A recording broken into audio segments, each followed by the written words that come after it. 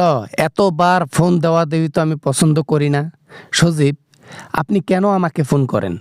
আপনার কি লজ্জা নাই, শরম নাই? এত কিছু হয়ে যাওয়ার পরও কেন কথা বলেন? দেখেন, আমি কথা বলতে চাচ্ছি এই জন্য যে আমরা দুইটা দল আছি, বিএনপি আওয়ামী লীগ। আমরা চতুর্দিকে শুনতেছি জামাত অনেক এগিয়ে আছে, বুঝছেন? তাতে কি হয়েছে? জনগণ যাকে ভোট করবে, জনগণ যাদেরকে ভালোবাসবে ভোট করবে, তারা জয়লাভ করবে। সেটা আমি হই বা জামাত হোক বা জাতীয় পার্টি হোক, কে হয় হোক। কিন্তু এই যে কে হয় হোক, এই জিনিসটা আমরা সিওরিটি দেব আপনাদেরকে।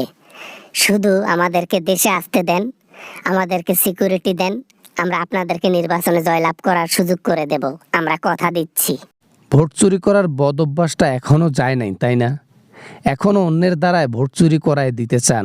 হ্যাঁ, লজ্জা শরম লাগে না এরকম অন্যায় কাজ করার জন্য আমাকে বলতেছেন? আহা, ভোট চুরি করব তো আমরা, তোমরা শুধু বসে বসে থাকবা, বোঝো নাই? আমরা এক্সপার্ট ভোট চুরির মধ্যে। আপনারা রিল্যাক্সে থাকবেন, নির্বাচনে জয়লাভ করার দায়িত্ব আমাদের। অবৈধভাবে জয়লাভ করবে না কখনো বিএনপি। আমরা কখনো অবৈধ কাজ করব না, আমরা কোনো ভোট চুরি করব না। আমরা সুস্থ একটা নির্বাচন চাই, যেটা 12 তারিখ হতে চলেছে। আমরা আপনাদেরকে এই দেশে দেখতে চাই না। স্বৈরাচার যে দেশে থাকবে, আমরা চাই না এটা। আমরা কখনোই চাইবো না।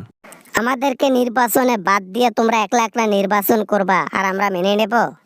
আওয়ামী লীগ সবচেয়ে বড় দল বাংলাদেশের মধ্যে, অথচ সেই দলকে বাদ দিয়ে তোমরা একলা নির্বাচন করবা, তাই হলো?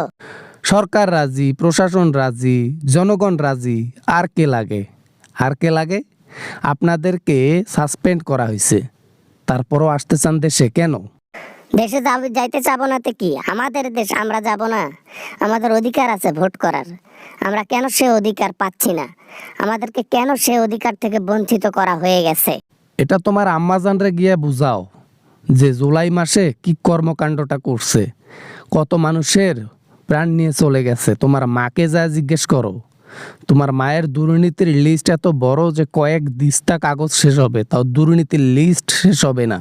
হ্যাঁ, আমি জানি আমার মা একটু ভুল করেছে, তার জন্য এত বড় শাস্তি আমার মাকে দিতে হবে?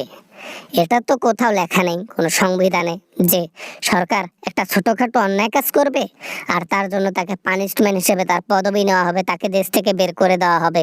এইটার উত্তর জনগণ ভালো দিতে পারবে, কারণ জনগণ সবচেয়ে বড় অবদান রেখেছে আপনার মাকে ভাগানোর জন্য, স্বৈরাচারকে পদত্যাগ করানোর জন্য। তাই তাদের কাছে উত্তর নেন।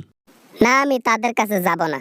তাদের কাছে গেলে আমাকে ধুইয়া দেবে, তাদের কাছে গেলে সোজা আমার উপরে পাঠাই দেবে। জনগণের সম্মুখীন হওয়ার শক্তি সজীবের নাই নাই নাই। অযথা অযৌক্তিক কথা বলে আমার সময় নষ্ট করবেন না। অনেক কথা হয়ে গেছে, আর না। আপনি নেক্সট টাইম যেন আমাকে ফোন না করা হয়, এটাই আমি চাই। দেখা যাক কি হয়। এই যে লকডাউন দেব, তারপর দেখি কে কেমনে ভোট দেয় না দেয়, দেখবো।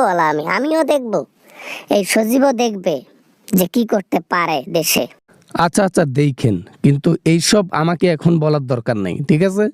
আপনারা যা করতে পারেন করেন গিয়ে, আপনাদের ব্যাপার, আমাকে বলবেন না। That's it.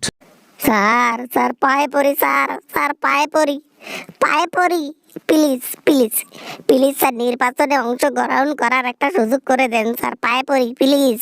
জানতাম অভিনেত্রীর ছেলে অভিনেতায় হবে, শেষে কিনা পায়ে। হ্যাঁ, আমরা তো জানি যে মুরগি বেশি কটকটায় ও মুরগি ডিম একটু কমিয়ে দেয়।